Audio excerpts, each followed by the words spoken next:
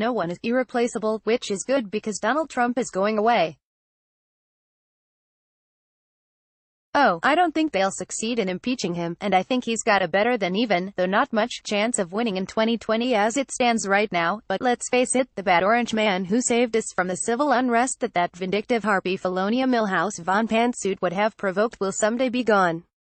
Election loss, term limit, lightning strike, someday he's going away. So after Trump departs the arena, who will champion the militant, outside the Beltway normals who shrugged and muttered, "Aye," when the weekly standard sank? Our problem is that we don't have an answer, not yet anyway. Trump is a hard act to follow. He has a number of unique features that make him who he is. Even his flaws can be endearing, and more importantly, effective. But the good news is that this movement was never about one guy. When libs and their Fredicon pets start babbling about a personality cult, let them run their dumbness holes. Never interrupt your enemy when he is making a mistake.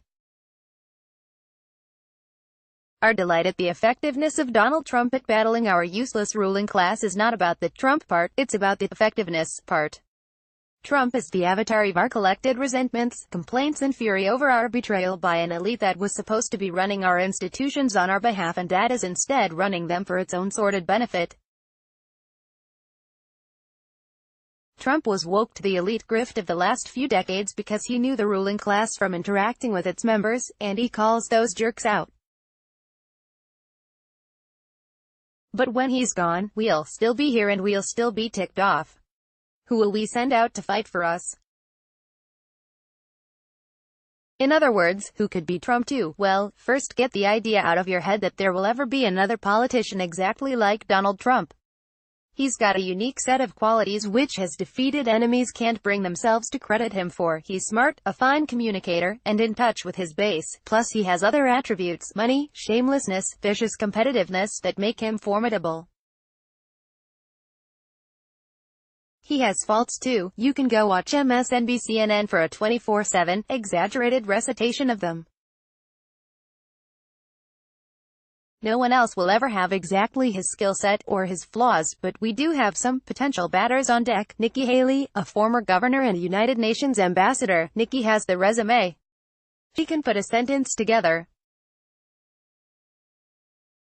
That she identifies as female will not be a help or a hindrance because cons don't care about her gender and liberals are liars when they claim to support women. It's less about uterus than, you agree with us, the establishment would dig her, but the problem is that she would dig the establishment right back. Would she fight the swamp, or try to work together for bipartisan reform, which is goo-goo loser speak for letting progs roll you? We need a disruptor, not just another DC-ruptor. If she comes at the libs with the same focused aggressiveness as she came after scummy third world potentates, she could be great. If she listens to the same bunch of soft boys whose track record of failure led to Trump, she'll blow it. I want to see how woke she is. Woke Nikki could be awesome. Tom Cotton, he's young, though not pedo sexy. He was in the army, which was good, and he went to Harvard, which is bad. He's carved out a space in Trumpland, and he has a solid conservative grounding. His opposition to the idea that the GOP should focus on freeing criminals instead of building a wall shows he gets the bases vibe. He's plenty woke, but he's got no charisma and he's a terrible speaker. I've seen him several times and he does not yet know how to connect. Hey Cotton, you were infantry, so consider this an NTCSKAR. I saw you at a gathering of intellectual conservatives and you proceeded to talk, adequately but in cliches, about the Constitution. We were familiar with that particular document, thanks. We wanted to hear the inside dope on the fight in Washington. Learn to read the room and connect with your audience. You come off like the Harvard Law guys who flounder in court because they don't know how to talk to normal people. Fix that, you have time, and you are a top contender. Don't fix it, and you're a footnote. Ted Cruz, conservatives love Ted and write him checks. I love Ted and wrote him checks. Everyone else hates Ted and writes mean things about him on Twitter. He's brilliant, solidly conservative, conserva-woke as the day is long, but he's made enemies in and out of his party. Also, his Trump fight hurt him with the base, maybe unjustly, but it did. I have my doubts he would be the successor, but I won't write him off. I think he needs to focus, for now, on being the very best Texas senator he can be. Dan Crenshaw, he's a dark horse, or dark seahorse, because he was a SEAL and that's cool. He's got charisma, and his interaction with that guy on SNL shows he gets pop culture. Plus he has an eye patch, which my wife thinks is hot.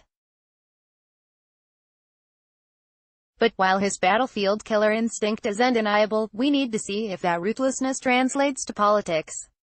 He spends a lot of time trying to be reasonable. There's a time for being reasonable. After we have crushed our liberal opponents, we need to see a firm commitment to conservatism and a firm understanding that the Democrats aren't friends who merely disagree but committed leftists who want to take our freedom, sovereignty, guns, and money and leave us pathetic, helpless serfs in our own country. If he gets woke, Crenshaw could be the guy. Donald Trump Jr., he's got the name and the cash.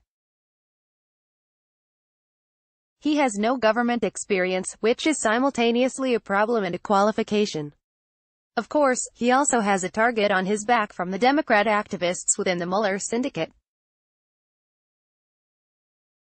And he'll have the entire conservative, Inc. clique against him too, since he owes them nothing, which makes them hate him. He can talk, and his girlfriend is hot, but we've also grown weary of dynasties. Conservative wokeness score, 100 out of 100. Don't count him out. Rick Grenell, he's our ambassador to Germany and has annoyed the bureaucrats, yeah, plus forced them to comply with the Iran sanctions.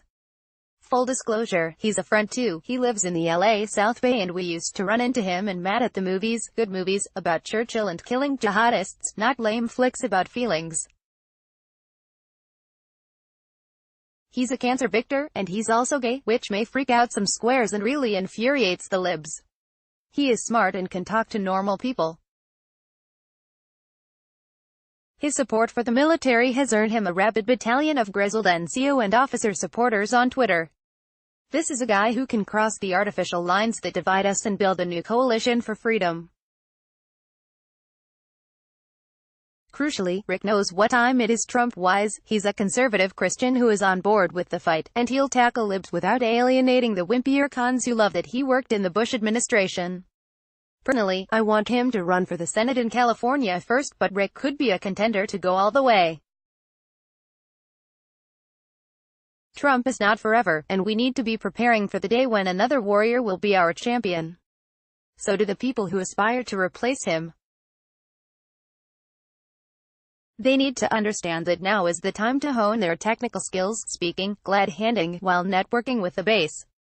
And they need to understand why we chose Trump. Be loyal to the base. Don't give a damn what people who hate you say. Be unwilling to lose. Get those 3 things down, and that's a strong foundation for victory. My third novel about America after it splits apart due to malignant leftist foolishness has been unleashed in time for Christmas. Ho ho ho. Now he's got a machine gun. Oh, and a bunch of mockery of liberals. Check out Wildfire.